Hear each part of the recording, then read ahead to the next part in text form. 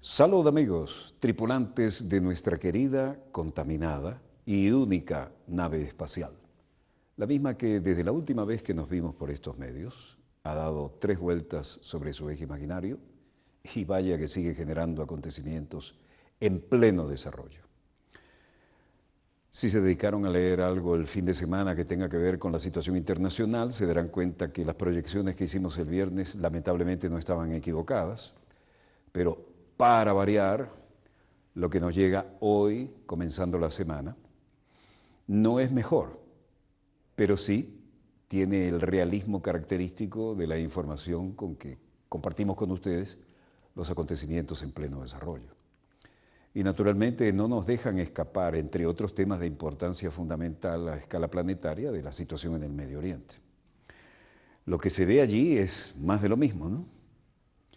Y desde luego los palestinos parecen estar destinados ante la complicidad de las grandes potencias y del poderoso lobby sionista a llevar la peor parte de esta película. Cualquiera sea el caso, esa es la realpolitik y es la que tenemos, así que hay que asumirla. Pero no solamente de esto vamos a hablar. Lo que sí no hay duda es que vamos a analizar algunas imágenes que, como de costumbre, con el control de los medios de comunicación, pretenden manipular nuestra percepción de los elementos. En pequeños detalles se notan y allí comienza el enganche para los grandes detalles, ¿no? Pero que sean las imágenes, los acontecimientos en pleno desarrollo, los que nos digan la verdad de lo que queremos compartir con ustedes. Ciertamente esa carnicería no ha cesado y ciertamente, sea en la noche, sea en el día, sea a la hora que sea, la situación no parece tener variantes. Podemos empezar en la latitud que sea y en la longitud que sea, y por allí nos iremos pareciendo cada vez más a la realidad. Hebrón. Hebrón y la etapa de demoliciones. Aparte de los combates, el ejército israelí destruye la casa de los sospechosos de lo que ellos consideren delitos, y en este caso están cobrando una pieza muy importante y muy sensible para la opinión pública israelí. Las casas donde se supone que estuvieron los sospechosos del asesinato de aquellos 3 jóvenes israelíes, recuerden ustedes, que sirvió de pretexto para lanzar esta escalada. No es poco pretexto, pero muchos se preguntan quién estaba interesado en esto. Han demolido esta madrugada las casas de 2 de los sospechosos del secuestro y asesinato de aquellos 3 adolescentes israelíes el pasado mes de junio, hecho que ocurrió y les mostramos oportunamente en Cisjordania, y también selló con cemento desde el piso hasta el techo la residencia familiar del tercer sospechoso, según ha confirmado el ejército en un comunicado y le mostraremos a ustedes en nuestras imágenes. El operativo nocturno, con todas las garantías, puesto que eran las fuerzas especiales del Cuerpo de Ingenieros del Ejército y de la Policía de Fronteras de Israel, demolieron las viviendas de Huzam Kawazama, Amerbu Aisha y sus familias y sellaron con cemento la entrada a la casa de Marwan Kawazama, pariente Huzam, en la localidad palestina de Hebrón, en Cisjordania. El operativo comenzó a altas horas de la madrugada. La implementación de la orden de demolición se ha llevado a cabo de acuerdo con las directivas del jefe del Comando Central, el general Nitzan Alom, y después de que se presentaran 3 demandas sobre el tema al Tribunal Superior de Justicia de Israel. Estamos decididos a llevar a los despiadados asesinos de Gilad, Eyal y Naftali, aquellos 3 chicos secuestrados y asesinados, estamos decididos a llevarlos a la justicia. La demolición de las casas de los terroristas manda un claro mensaje a estos y a sus cómplices de que hay un precio personal a pagar cuando se cometen ataques contra los israelíes. Aquí aparecían 3 de los muchachos, Egel Mifrash, Gilad Shaer y Nafti Frankel. Ahí la cosa subió de tono, la opinión pública se indignó y el resultado fue las consecuencias que todavía se están pagando sobre el terreno. Cualquiera sea la situación, hoy tomaban posición las fuerzas y dueños absolutos de la situación procedían a destruir las viviendas previamente seleccionadas. Las reacciones eran diferentes según el bando en que estuviéramos. Aquí se cumplió la misión asignada en Hebrón y se retiran.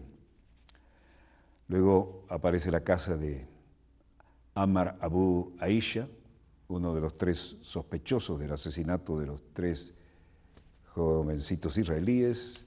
Luego la casa de Marwan Kawasme, uno de los 3 sospechosos. Y luego la casa llena de concreto desde el piso hasta el techo, que es una manera de hacerla inhabitable. Veremos también a la madre de Marwan Kawasme, Ahmed Kawasme, diciendo: hoy en la mañana ellos vinieron aquí, hicieron un enorme despliegue de fuerza, nos rodearon hasta con los tanques y sellaron la casa con concreto, la llenaron de concreto, cemento fresco, desde el piso hasta el techo. Pero no importa, Dios es más grande que ellos, decía la señora.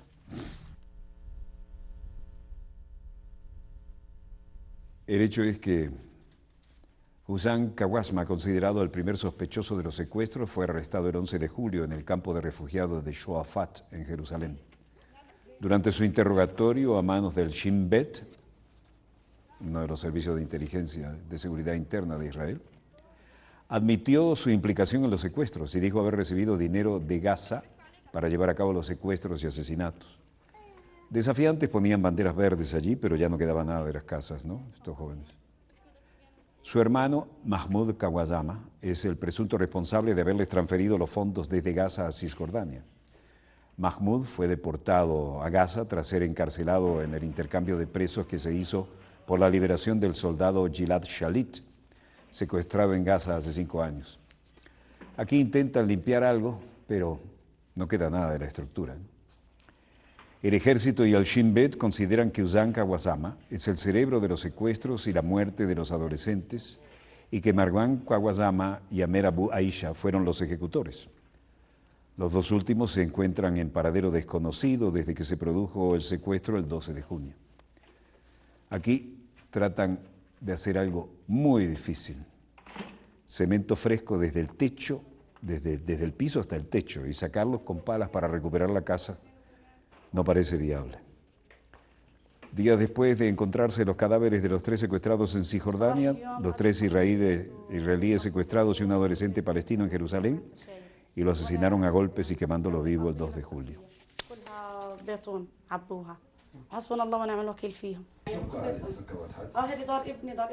Esta es la madre y la familia a la que hacíamos referencia, en el sentido de que llegaron y llenaron la casa de cemento fresco, de concreto, desde el piso hasta el techo, de manera que se volviera absolutamente inhabitable.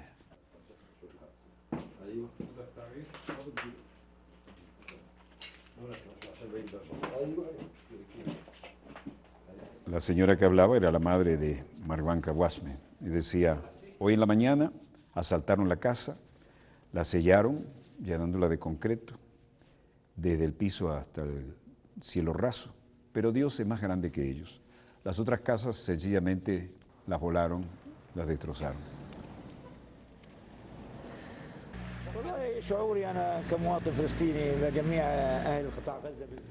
Este residente de Gaza dice: mi sentimiento como palestina residente en Gaza es que tengo la esperanza de que a largo plazo se llegue a un acuerdo. Ustedes pueden ver las casas de Shehaya, ordenaron destruirla y así lo hicieron. Tengo la esperanza de reconstruir en el área para estas familias, pero veremos qué se puede hacer. Otro residente, Salah Abu Zakran. Todo esto mientras se estaba negociando contra reloj la extensión del alto al fuego, ¿no?, que ya estaba a punto de expirar. Salah Abu Zakran dijo: tengo la esperanza de que el equipo palestino negociará junto con Israel. Necesitamos que los países árabes también ayuden a forzar un poco las resoluciones. Deberían negociar en cualquier lugar, en Europa, pero no en un país árabe, tal vez.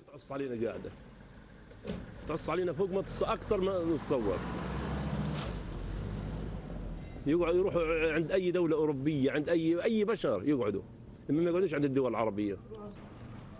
Otro residente, Moen Habib, decía, bueno, cuando escuché las noticias esta mañana, escuché que el primer ministro Netanyahu no quería ningún tipo de acuerdo para el cese del fuego. Lo que quiere es atacarnos, a todos los que residimos acá, estemos o no en problemas con Israel. Nosotros queremos construir nuestras casas, mientras que ellos tratan de destruirlas.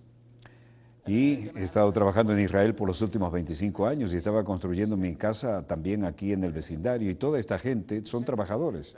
No son miembros de ningún grupo de resistencia. ¿Por qué vienen a arruinarnos?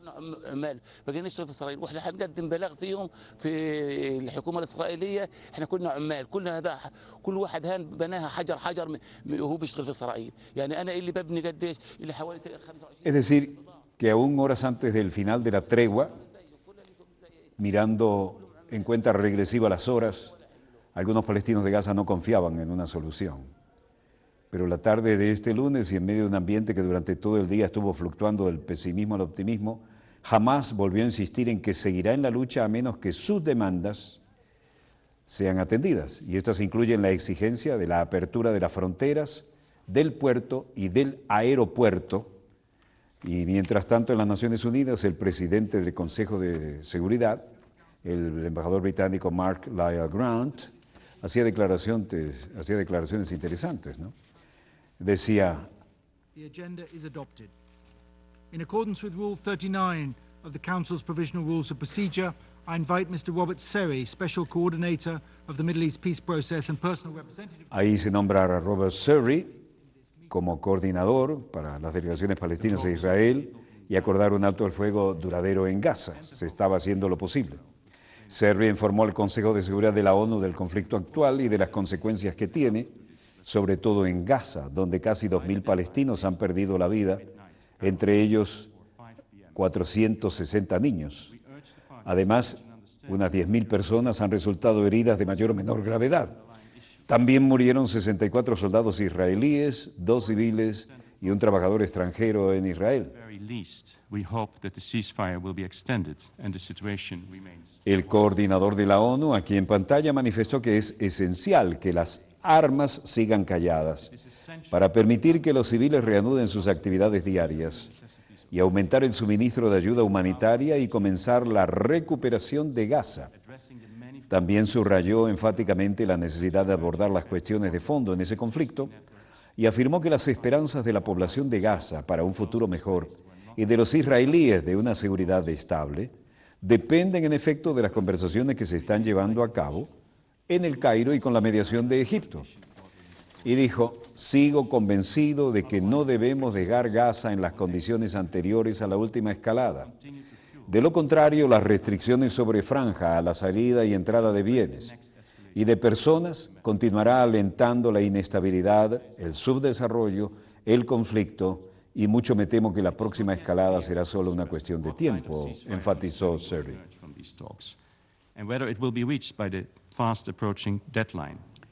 En un momento de su intervención dijo: Gaza necesita con urgencia viviendas, necesita con urgencia hospitales, necesita con urgencia escuelas, no cohetes, no túneles y no conflicto. Y agregó que espera que Hamás y otras facciones actúen de forma responsable en ese sentido y se abstengan de realizar acciones contrarias a esas necesidades esenciales.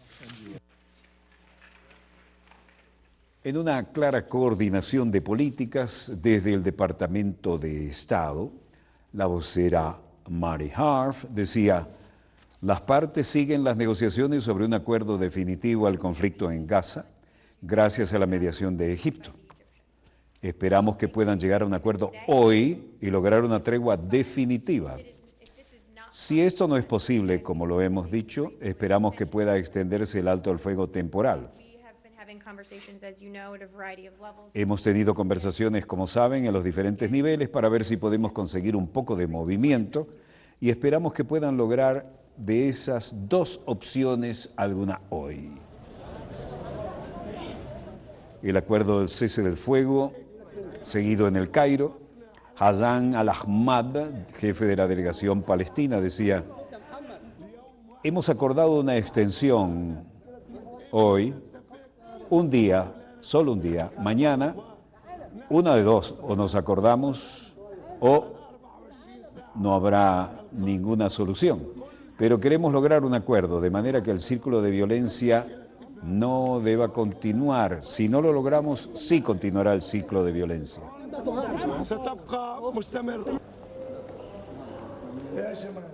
Pero también aparecía una noticia: palestinos e israelíes aceptan prorrogar 24 horas más el alto el fuego.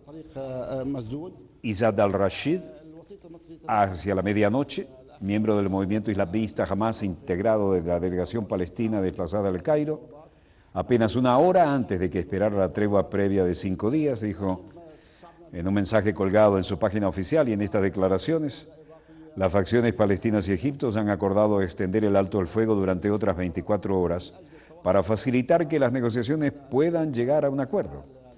Minutos después, el gobierno egipcio hizo pública la noticia y fue igualmente confirmada por una fuente oficial israelí no identificada y citada por el diario progresista Haaretz, uno de los más prestigiosos de Israel, según algunos. La ofensiva militar había comenzado por parte de Israel el pasado 8 de julio y en ella murieron 2.016 palestinos, un 75% de ellos civiles, y 10.196 sufrieron graves heridas. Entre los fallecidos, 541 son niños, 250 mujeres y 95 ancianos. Durante las 5 semanas de hostilidad han muerto también 64 soldados israelíes en combates con milicianos palestinos y un civil israelí, un beduino y un trabajador asiático. Estas incluyen las exigencias de que la apertura de las fronteras, el puerto y el aeropuerto se comprometan al mismo tiempo en ese permanente cese de hostilidades. Bibi Netanyahu buscaba otra vez lucirse en los medios. Acá estaba en Sderot, y esto era todo un envío del área de propaganda, ¿no? Netanyahu advierte a Hamas sobre duros ataques y se reanuda la violencia. Lo dijo antes de cualquier acuerdo sobre el futuro de Gaza. Este debe estar sujeto a las necesidades de seguridad del Estado judío y advirtió que Hamas se enfrenta a duros ataques y reanuda las agresiones contra su país. Él dijo: tenemos que estar atentos, pero tenemos mucha fuerza y sabemos usarla. Netanyahu en las declaraciones públicas dijo que Hamas no debe subestimar la determinación de Israel de luchar. Solo si hay una respuesta clara a nuestras necesidades de seguridad vamos a estar de acuerdo en llegar a un entendimiento, dijo. Si Hamas cree que con intermitentes y continuos ataques conseguirán que hagamos concesiones, están equivocados.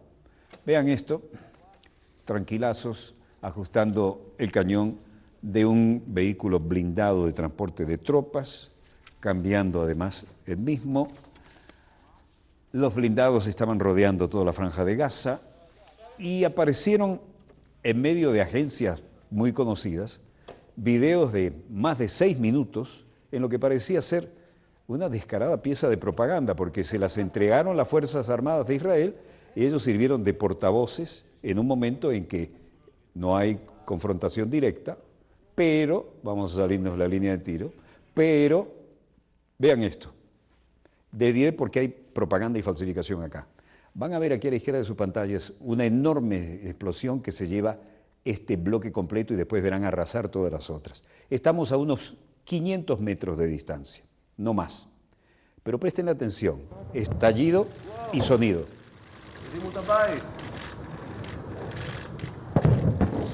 Aquí había una breve diferencia. Esto amerita un análisis, vean, impresionante, ¿no? Estallido y sonido. Acá hay una falsedad y es parte de lo que levantó con muy buen criterio de producción Israel y sus fuerzas y se la mandaron a agencias como a Payreuters y estos las aceptaron. Bueno, el hecho es que a esta distancia, como el sonido se desplaza a 340 metros por segundo, si esa explosión es real, como mínimo, porque hay más de aquí a allá hay más de 400 metros, más de 340, tal vez estemos a medio kilómetro. 400 metros sería lo más. ¿Vieron eso? Estallido y sonido al mismo tiempo. Lo lógico aquí, este es el sonido de la segunda explosión, lo lógico, si es una explosión real en el teatro de operaciones, es que se produzca el estallido y un segundo después, no antes, llegue el sonido. Ahí nos mostraron el estallido y el sonido al mismo tiempo. Quiere decir que hay un montaje, porque la física no miente y el sonido se propaga a 340 metros por segundo. Bueno, eran 6 minutos y 12 segundos de propaganda, solamente le estamos mostrando ese detalle, no vamos a comprar ese boleto, pero sí esta es la realidad que está llegando de los hospitales y la realidad en Gaza. Y la gran baza del gobierno israelí es el exitoso sistema del Iron Dome, ¿no? O la cúpula de hierro, como lo traducen ellos mismos. Un sistema interceptor de los cohetes que vienen desde Gaza. Ahora, ¿qué hay en el panorama internacional? Un movimiento interesante en otro aspecto. Aquí vemos a Yukika Amano, el titular de la Agencia Internacional de Energía Atómica, saliendo por el aeropuerto de Viena hacia su avión privado. No olvidemos que la Agencia Internacional de Energía Atómica, así como la OPEP, de la que somos fundadores, tienen su sede en Viena. Y aquí Yukika Amano dice que va a investigar el eterno tema del poderío nuclear de Irán y para eso va con toda una delegación hacia Teherán.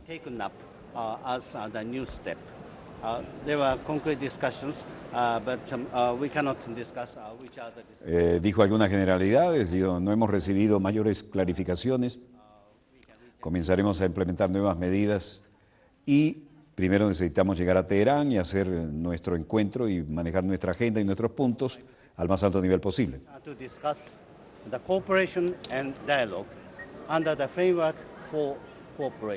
El objetivo de mi visita será la cooperación, el diálogo bajo el marco de la cooperación al más alto nivel, como dijimos. Y cuando he oído que el más alto nivel tiene el firme compromiso dentro de un marco de cooperación de mantener el diálogo, he querido dirigirme hacia allá. Bueno, hacia allá se fue y allá fue recibido por el presidente iraní Hassan Rouhani. En este momento sale del aeropuerto de Viena, acompañado de su comitiva, y lo veremos ya al otro extremo de su vuelo en Teherán. Recibido al más alto nivel, Amano describe como útil su visita a Irán para intentar acelerar el proceso de negociaciones nucleares. Ha sido una visita corta pero útil, ha valorado Amano en Teherán después de mantener este encuentro con el presidente Hassan Rouhani, el ministro de Relaciones Exteriores Mohammad Javad Zarif, el vicepresidente Ali Akbar Salehi y otros altos funcionarios iraníes, según el comunicado de la Agencia Internacional de Energía Atómica en Viena. Y en mi tercera visita como director general de la Agencia Internacional a Teherán y la primera desde la firma del acuerdo conjunto sobre el marco de cooperación del pasado noviembre, el propósito de la misma era reunirme con altos cargos, pero creo que hemos logrado un avance. A todo esto, la televisión coreana habla de importantes maniobras de Corea del Norte, incluso con alguna presencia rusa. Y el boletín, como siempre, mostrando el retrato del líder Kim Il-sung y Kim Jong-il, es decir, hay 3 generaciones de líderes, ¿no? Y el locutor decía, cuando atacamos al régimen títere de Estados Unidos en el sur, lo único que pudieron hacer es echarle la culpa a aquellos que nada hicieron. Hemos decidido el uso de nuestro gran poderío militar si se produce alguna amenaza de invasión. Y esto hará que convirtamos a ellos y a sus aliados en cenizas. Mientras tanto, la gente seguía protestando en el ámbito de las Coreas. Los ensayos de Estados Unidos y Corea del Sur son una amenaza nuclear para Corea del Norte, decía el Ejército Popular de Corea. Y en el sur, demasiada gente está harta de esto y de vivir al filo de la navaja y quieren que terminen estos tipos de maniobras militares que solo hacen aumentar la tensión y poner en condiciones pésimas de vida y en mucho riesgo a todos los que allí se encuentran. En este momento me informan que tenemos la posibilidad de hacer un pase a la sede del Ejecutivo, nada menos que el Palacio de Miraflores, en la capital de la República Bolivariana de Venezuela. Vamos entonces directamente al Palacio de Miraflores, aquí, en Caracas. Adelante. Gracias por el paso. Damos las buenas noches a todas las personas que se informan a través de la pantalla de Venezolana de Televisión. La segunda reunión de la Comisión Nacional para la Lucha contra el Contrabando acaba de concluir acá en el Palacio de Miraflores y uno de los integrantes de esta comisión, el general en jefe Vladimir Padrino López, comandante estratégico operacional de la Fuerza Armada Nacional Bolivariana, ofrece declaraciones al respecto. Escuchamos. Muy buenas noches. Debo informarle al país que la Comisión Nacional para la Lucha contra el Contrabando, juramentada por el señor Presidente de la República y Comandante en Jefe de la Fuerza Armada Nacional Bolivariana, nos hemos reunido hoy después del Consejo de Ministros. Esto es el segundo encuentro que hemos tenido desde aquella primera oportunidad en que estuvimos estructurando, pues, o visionando la estructuración de un plan sistémico que ataque en profundidad desde la raíz el problema del contrabando, que es uno de los brazos principalísimos de esta guerra económica que estamos enfrentando en Venezuela.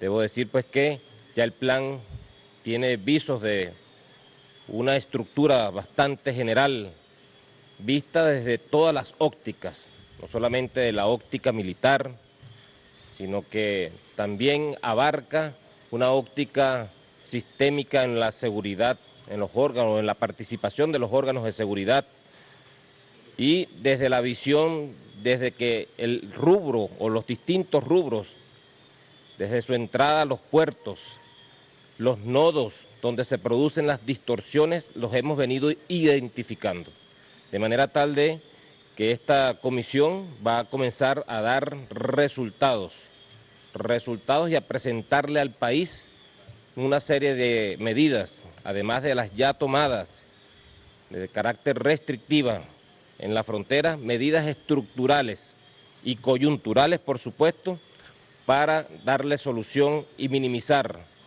lo que es el contrabando de extracción en nuestro país. Debemos anunciarle al país que hoy hemos decidido instalar las distintas comisiones estadales de esta misma Comisión Nacional, que se deriva de esta Comisión Nacional en los distintos estados: Zulia, Táchira, Apure, Amazonas, Bolívar, Nueva Esparta, Sucre, Falcón. Estaremos en los próximos días todos los integrantes de la Comisión Nacional en cada uno de estos estados, ya con líneas precisas de cuál debe ser el accionar y el libreto de lo que le corresponde a cada una de las instancias del Estado representadas en cada una de nuestras regiones. Así pues que en lo sucesivo vamos a estar aplicando una serie de medidas coyunturales y estructurales, vistas, repito, desde una visión integral para combatir el contrabando. En el día de hoy, personalmente me fui al estado Zulia, específicamente a uno de los puestos fronterizos que tenemos en la Alta Guajira, ocupado por nuestro ejército bolivariano, a supervisar la inutilización de las trochas, en este caso 3 trochas que después de la implementación de las medidas aumentaron el nivel de tránsito de los insumos, sobre todo en horas diurnas ahora, hacia la frontera colombo-venezolana. Hoy procedimos por medios militares, con metodología de ingeniería militar, a inutilizar esas 3 trochas que seguramente van a tener un impacto positivo, sin dejar o sin desconocer, pues, que toda la Alta Guajira, dada su topografía, su llano, su llanura, sus características desérticas, forman pues prácticamente una sola trocha. Sin embargo, toda la Fuerza Armada Nacional Bolivariana, con el plan estructural que tenemos a lo largo de toda la frontera, estará patrullando día y noche, como lo está haciendo, incansablemente, sin descanso, a lo largo de toda la frontera, para nosotros evitar que el flujo de alimentos, materiales estratégicos, el flujo de combustible y el flujo de medicinas, de todos los insumos que son objeto del contrabando, pasen del otro lado de la frontera. Mañana estaremos con todos los comandantes de zonas operativas de defensa integral, a quienes hemos convocado acá a Caracas para tratar temas no solamente desde el punto de vista de la defensa militar e integral, sino también todos los aspectos que abarca la lucha que hemos emprendido con mucha determinación y como Estado contra el contrabando. Mañana estará el vicepresidente allá con nosotros, hablando con todos los comandantes de zonas operativas recién nombrados. Estarán todos los ministros también de esta Comisión Nacional de la Lucha contra el Contrabando, hablando con todos los comandantes de SODI, los comandantes de regiones y dictando las líneas estructurales que vamos a seguir y vamos a dar en los próximos días, en lo coyuntural y en lo estructural, de lo táctico a lo estratégico, de manera tal de que este flagelo del contrabando, uno de los brazos principales que le está haciendo mucho daño a nuestro pueblo, podamos nosotros minimizarlo a su, valga la expresión, su mínima expresión, llevarlo a su mínima expresión.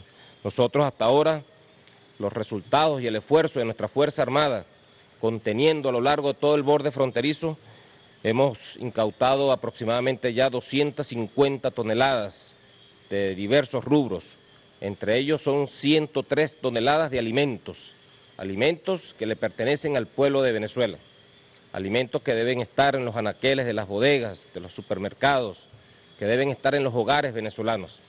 Así pues que en esa misma dirección estaremos nosotros como Fuerza Armada defendiendo los intereses del pueblo de Venezuela. Y el Estado venezolano, el presidente de la República, jefe de Estado, jefe de gobierno, nos ha dado instrucciones precisas. Tenemos la firmeza y la determinación de que vamos a dar la lucha y la vamos a vencer. Vamos a ganar esta batalla. Las instancias del Estado, todas, han concurrido con mucha fuerza, con mucho furor, para combatir este flagelo que el presidente Nicolás Maduro se ha decidido darle la cara en todos los niveles y en todas las instancias. Así pues que estaremos muy pendientes en los próximos días, dando las noticias relacionadas con los logros alcanzados y todas las líneas estructurales, todas las líneas de trabajo que vamos a emprender a partir de ahora, sobre todo con la instalación de las comisiones estadales que se derivan de esta Comisión Nacional para la Lucha contra el Contrabando. Muy buenas noches.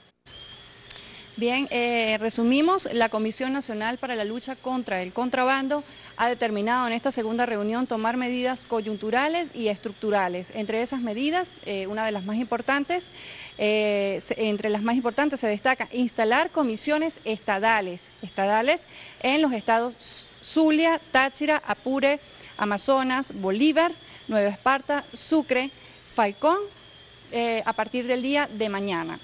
Con esta información retornamos el pase invitándolos a estar pendientes porque este tema va a seguir generando información de su interés. Gracias por el pase. Flores, histórica sede del Ejecutivo de la República Bolivariana de Venezuela y de todos los antecedentes.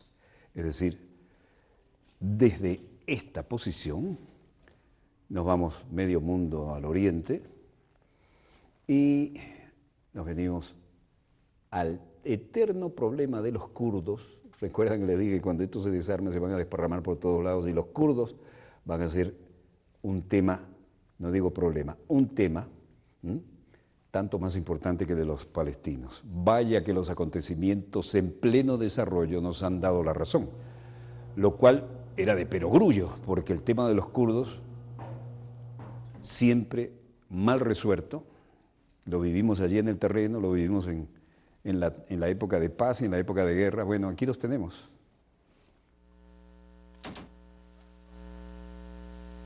¿Cuántas veces le dijimos cuando un una compañía petrolera quería molestar a Bagdad, armaba a los kurdos. Cuando el Shah quería molestar a Bagdad, armaba a los kurdos. Pero los kurdos nunca tenían predicamento.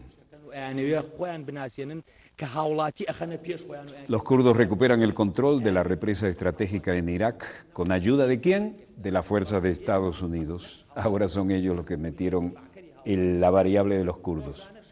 Aviones de combate, bombarderos y naves no tripuladas participaron en los ataques contra las posiciones del Estado Islámico cerca del embalse, dijo el Pentágono, y las incursiones dañaron o destruyeron varios vehículos armados y otros equipos.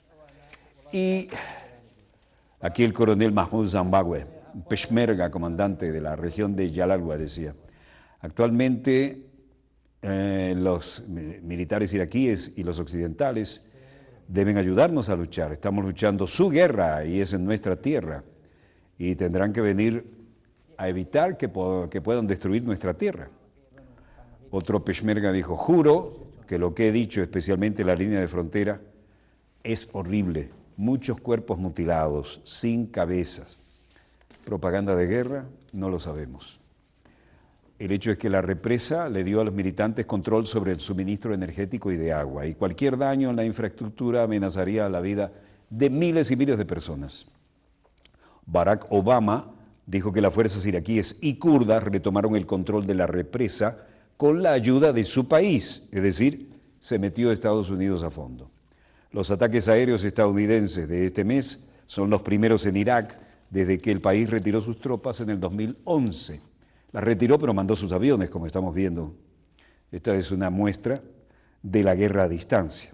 Lo que no quieren es meter gente en el terreno más allá de los asesores para no tener el problemón político de muchos muertos donde nadie los llamó. Esta operación demuestra que las fuerzas iraquíes y kurdas son capaces de trabajar en conjunto y si continúan haciéndolo tendrán el sólido apoyo de Estados Unidos, aseguraba hoy Obama en una conferencia de prensa hecha a la medida. La captura de la hidroeléctrica en el norte de Irak por los islamistas fue un revés para las autoridades de Bagdad e hizo temer que los insurgentes pudieran suspender los suministros e incluso hacer estallar la frágil estructura situada en el histórico valle del río Tigris. Estas son tierras bíblicas, ¿no? Irak y la represa es un tema. Los ataques aéreos para considerar la posición son otros. El involucrarse de Estados Unidos también. Dohuk, Irak.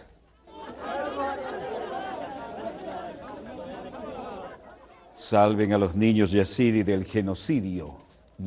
Ya el tema es fuera de control en cuanto a derechos humanos. Aquí estaban bloqueando una autopista porque decimos, no queremos Irak, sáquennos de Irak, queremos irnos de aquí. Es decir, el país se está desarmando como una colcha de retazos, como les habíamos dicho. Esta joven, Bayaradel, dice, queremos dejar Irak, no queremos estar en Irak, ninguno de nosotros quiere Irak. Los sheiks, las mujeres, los niños, ninguno quiere Irak, queremos irnos de Irak. Las fuerzas de seguridad kurdas distribuían como podían elementos fundamentales, botellas de agua, algunos alimentos, y los yazidis decían, no queremos estar aquí.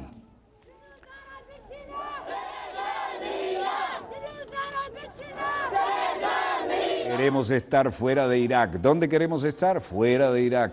Bueno, a esto llevaron los bombardeos y la destrucción que trajo Estados Unidos y sus aliados para generar esta infernal colcha de retazos en lo que era un país unido, progresista y de gran nivel de vida. Los kurdos incluso tenían derecho a tener sus propios medios de comunicación, su propio parlamento, sus propias escuelas, no tenían que hablar necesariamente árabe. Al cruzar la frontera las cosas cambian. Y ahora este es el boomerang contra Washington.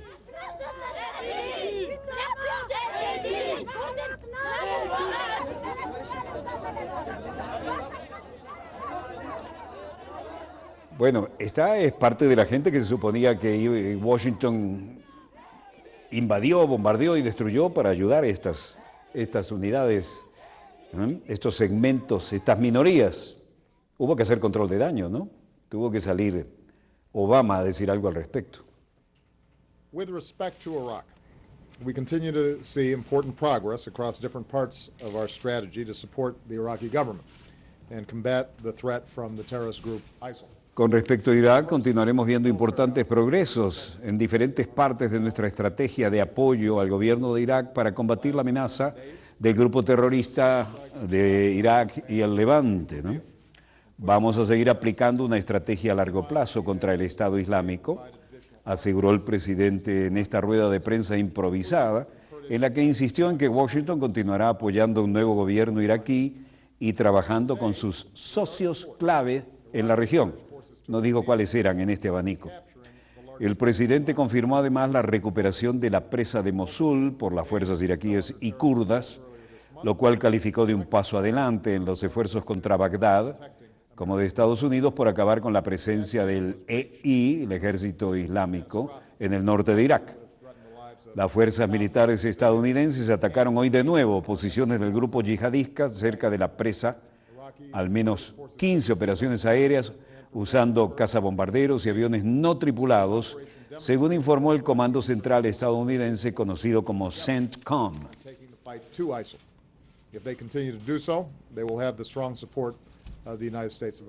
Enfatizó Obama en su intervención. Si hubiese caído esa represa, podría haber tenido consecuencias catastróficas, con inundaciones que amenazaran la vida de miles de civiles y podría haber puesto en peligro nuestra propia embajada en Bagdad. Bueno, así lo dijo él. Las fuerzas iraquíes y kurdas tomaron la delantera en el terreno y lo consiguieron con coraje y determinación. Así que esta operación demuestra que las fuerzas iraquíes y kurdas son capaces de trabajar juntas y luchar contra el ejército islamista. Si continúan haciéndolo, tendrán el firme apoyo de los Estados Unidos de América, enfatizó. Preguntamos nosotros, ¿y si no continúan haciéndolo? La presa de Mosul es una de las principales reservas estratégicas de agua de todo Irak, con una capacidad de varios millones de metros cúbicos, y está localizada a 23 kilómetros al suroeste de la ciudad de Dohuk, en la región del Kurdistán iraquí, es decir, hacia el norte, ¿no? Asimismo, Obama anunció la construcción de una coalición internacional para proveer de ayuda a los iraquíes a nivel humanitario, y en la que ya están colaborando junto a Washington los gobiernos del Reino Unido y Francia. Y dijo, a pesar de que hemos trabajado para ayudar a muchos miles de yazidíes a escapar del asedio en el monte Sinjar, cientos de miles de iraquíes han sido desplazados por la violencia del ejército islamista y muchos más están todavía en riesgo. En el futuro, Estados Unidos trabajará con el gobierno iraquí, así como con socios, cuando no, como el Reino Unido, Canadá, Francia, Italia y Australia, para llevar comida y agua a las personas necesitadas, a aliviar a largo plazo a las personas que han sido expulsadas de sus hogares. Por otra parte, el presidente estadounidense insistió en que su primer objetivo es lograr un aliado sobre el terreno. Bueno, esta conferencia de prensa tiene un discurso tan complicadito desde el punto de vista de las consecuencias políticas, que fue muy preparado por sus asesores, y no hubo nada aquí dejado al azar. Pero se vino sin corbata para decir que era improvisado. Un discurso geopolítico de esa naturaleza no se improvisa jamás, y menos en las actuales situación de acontecimientos en pleno desarrollo. Cuando se trata de la seguridad de nuestra gente y nuestros esfuerzos contra un grupo terrorista como el EI, necesitamos estar juntos para resolverlos, dijo. No piensen que porque hemos participado en los ataques aéreos para proteger a nuestro pueblo, ahora es el momento de levantar el pie del acelerador y volver a la misma clase de disfunción que tanto ha debilitado el país en general, aseguró Obama. Desde hace más de una semana, Estados Unidos apoya descaradamente con los bombardeos del aire a las tropas kurdas. Y en el ámbito de otras noticias, el Santo Padre a bordo del avión, saludando a los periodistas como es tradición.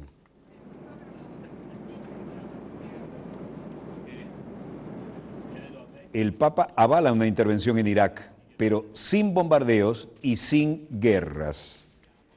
Cuando hay una agresión injusta es ilícito detener al agresor injusto. No, cuando hay una agresión injusta es muy lícito detener al agresor injusto, dijo. Pero no bombardear, no hacer una guerra. Los medios tienen que ser bien evaluados, dijo el Papa. Soltanto posso dire che è lecito fermare l'aggressore ingiusto. El éxito de todo esto es parar al agresor, pero de una manera justa. Estoy hablando no de hacer la guerra, estoy hablando de pararlo. Esto significa con qué medios podemos pararlo. Podemos parar a un agresor injusto, tenemos poder para hacerlo, pero si hay que parar una verdadera guerra de conquista, una sola nación no puede juzgar cómo puede ser parada. Y si es un injusto agresor, ¿de qué manera va a ser parada? Después de la Segunda Guerra, la idea de las Naciones Unidas vino precisamente por situaciones como esta. Y en ese sentido fue enfático al decir, debemos discutir, debemos. ¿Es esta una agresión injusta? ¿Significa que debe ser parada? Pero parada, no más. Dei popoli e hanno fatto una vera guerra di conquista. Después de la Segunda Guerra, esto es un deber de las Naciones Unidas, señaló el Papa, para recordar cómo tantas veces, con la excusa de detener a los agresores, las potencias se han aproximado a situaciones de apropiarse hasta de los pueblos y han realizado verdaderas guerras que no son de liberación, sino de conquista. Recemos para que surjan nuevas oportunidades para el diálogo y para resolver las diferencias, dijo el pontífice. Por otro lado, el Papa había hablado en referencia a las dos Coreas a dialogar en la última homilía de su visita a Corea del Sur, pero aquí hizo un llamado sin nombre y apellido que parece muy directo a lo que acabamos de ver en la pauta. Quando torniamo dalla Corea possiamo andare lì.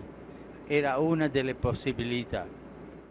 Luego habló de sus buenos deseos para que cuando retornen a Corea todo el mundo pueda sentirse libre y este dijo es una de las posibilidades.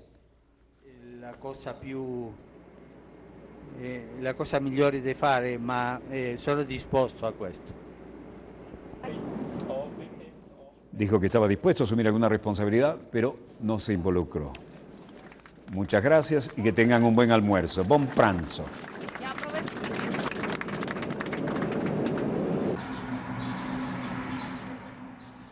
Donetsk, Ucrania, el tema de nunca acabar. Se reanudan los cañonazos en la ciudad de Donetsk. La artillería campea por sus fueros y no es la única forma. Los disparos se oyen desde el sur de la ciudad, en particular en el distrito Pretovsky, así como del norte y la vecina ciudad de Yasinovitaya. Esta última permanece bajo el control de los insurgentes, según la agencia oficial RIA Novosti, que añade que el ejército ucraniano no ha dejado sus intentos de apoderarse de esa ciudad en las afueras de Donetsk.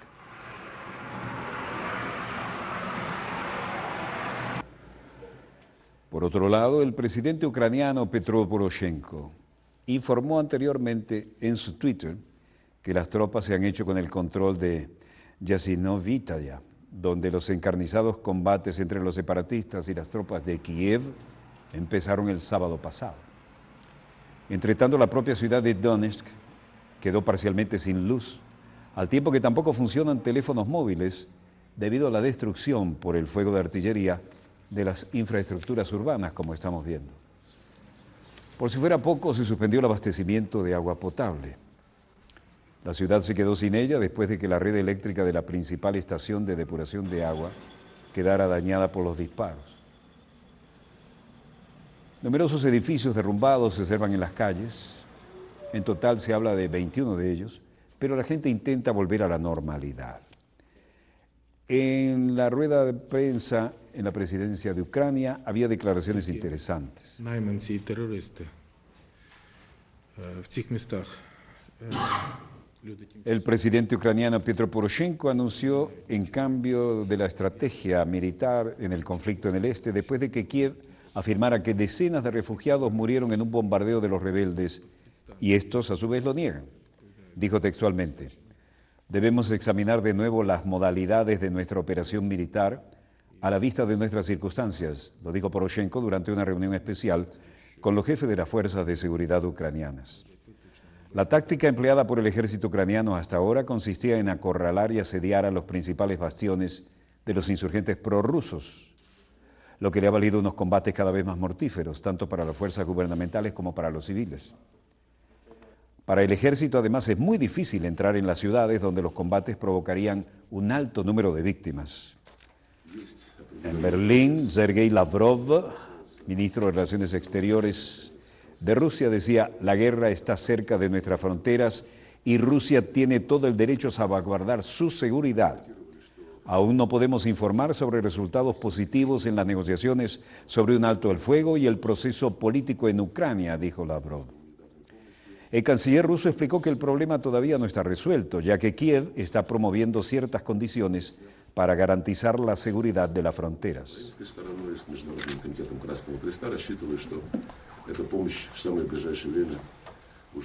Al mismo tiempo, Moscú está enviando fuertes señales a Washington para que presione a Kiev para lograr un alto el fuego. Desafortunadamente, Estados Unidos no estuvo representado en la reunión de Berlín, pero también enviamos a nuestros socios en Washington una señal para que ejerzan influencia sobre las autoridades de Kiev y logren detener esta guerra fratricida e iniciar el proceso de negociación, dijo Lavrov. La Cancillería rusa, donde estamos en este momento, declaró que las negociaciones han sido difíciles, pero hubo progresos en ciertos puntos.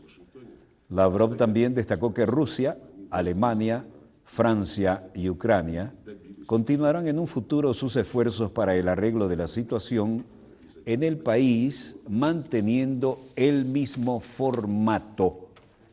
Interesante acotación. La guerra de Ucrania se está llevando a cabo a pocos kilómetros de la frontera rusa y Moscú, dijo, tiene derecho a tomar decisiones para garantizar su propia seguridad, la seguridad en su territorio, enfatizó el canciller ruso en esta rueda de prensa en Berlín. Según el ministro ruso, en las conversaciones en Berlín entre los cancilleres de Rusia, Alemania, Francia y Ucrania, no se han logrado aún avances sobre una posible tregua en Ucrania, pero se insiste en ello. Moscú insiste en el alto el fuego en Ucrania y que debe ser incondicional.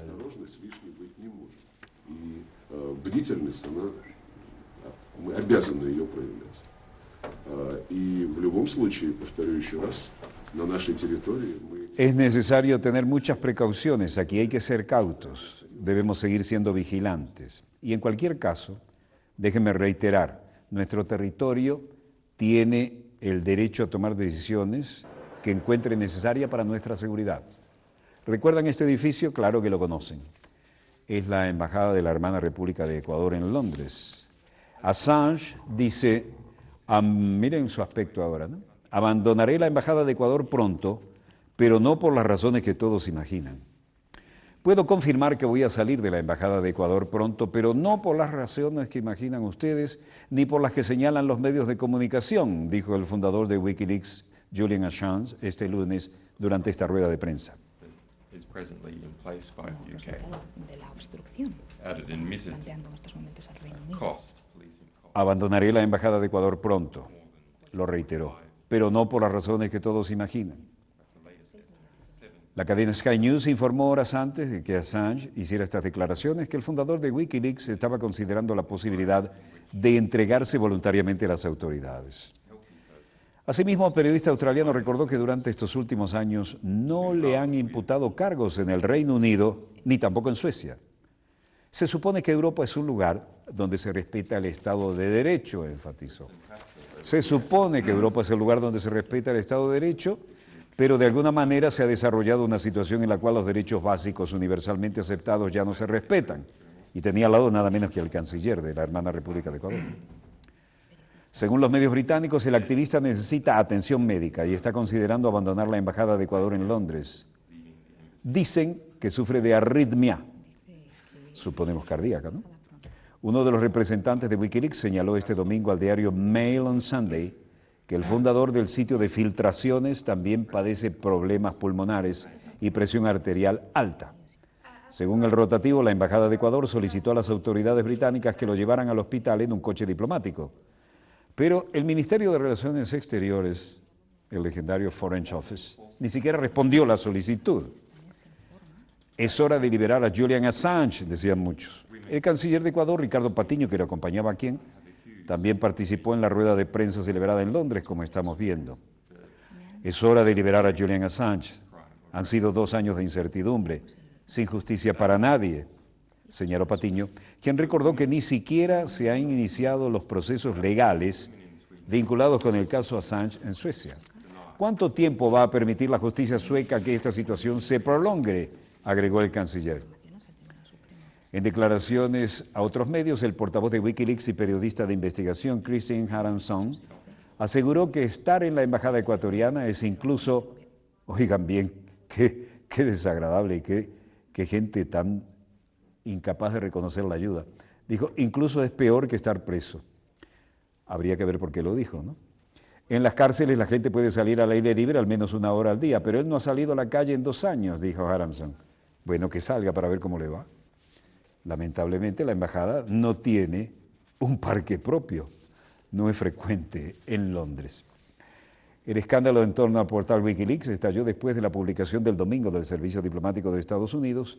En los materiales confidenciales publicados el 29 de noviembre de 2010 figuraban, entre otras cosas, observaciones muy poco halagadoras acerca de los líderes mundiales. Ante todo esto, Wikileaks publicó decenas de miles de documentos sobre las acciones de las tropas estadounidenses en Irán y Afganistán. Colombia, esto es un dolorosísimo recuerdo. Ahí va Luis Carlos Galán, el gran Luis Carlos Galán, y esa fue su última aparición en un mitin político. Ya les diré por qué. Presten atención. Ahí en este momento vamos, ¿sí? Está pasando, yo dejo pasar una persona ahí, paso, mire, ponga cuidado, sí. en este momento con él levanta las manos, ahí escucharon los tiros, mira, todo el mundo al piso, ahí cayó el doctor Galán, mírenlo, allá está, mire, allá está, vestido claro, de vestido oscuro, el que está el claro es un guardaespaldas, el que cayó herido, ¿sí?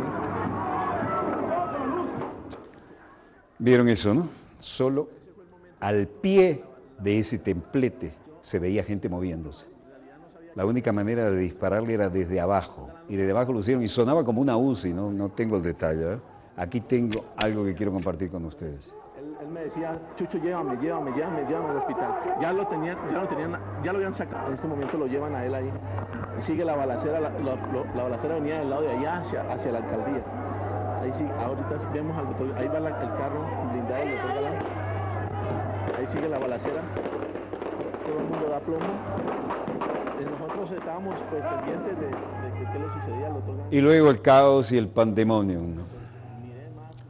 Les diré algo. Esto nos toca personalmente. La única vez que creí en un político colombiano fue en Luis Carlos Galán.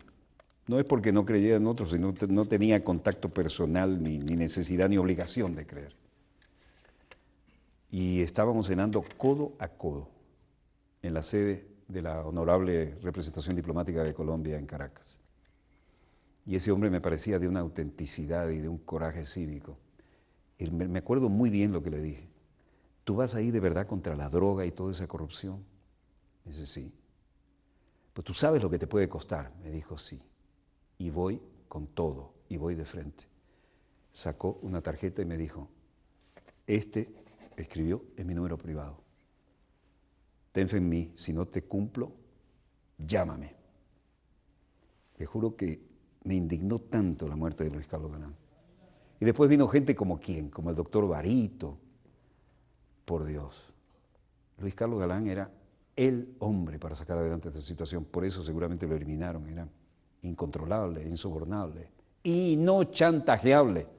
¿Y por qué digo esto? Porque ahora estaba viendo algo que publicó la BBC. Colombia. Y si no hubieran matado a Luis Carlos Galán, en Colombia las carreras políticas sesgadas por la violencia son prácticamente incontables, pero pocos casos han marcado tanto la historia del país como el asesinato de Luis Carlos Galán hace ya 25 años. Si quieren, busquen la página web de la BBC, Colombia, y si no hubieran matado a Luis Carlos Galán, por ahí se va. No se le hace justicia total, pero es un artículo honesto. Quisimos rendirle aquí discreto reconocimiento a ese que fue, ese sí fue, un hermano colombiano, no los varitos y los no sé qué. Bueno, hasta aquí nuestro dossier de hoy. Bueno, los otros son de tal magnitud que, por ejemplo, al doctor Barito ya no es que no lo aceptan. Todo presidente que se retira empieza a dar clases magistrales en las universidades, va en giras, en olor de ética y de cultura. Lo declaran persona no grata, no solo los estudiantes, sino el claustro académico, ya no ha podido hacer más eso. Bueno, que viva la memoria de Luis Carlos Galán. Donde quiera que se encuentren de ese lado del receptor, gracias por permitirnos estar allí con ustedes. Volveremos mañana, Dios mediante, cuando nuestra querida, contaminada y única nave espacial haya dado otra vuelta sobre su eje imaginario y estemos aquí para contarles la pequeña gran historia de las próximas 24 horas. Desde el estudio 3 de Venezolana de Televisión en Caracas, Venezuela, les habló Walter Martínez. Disponga usted de las cámaras, señor director.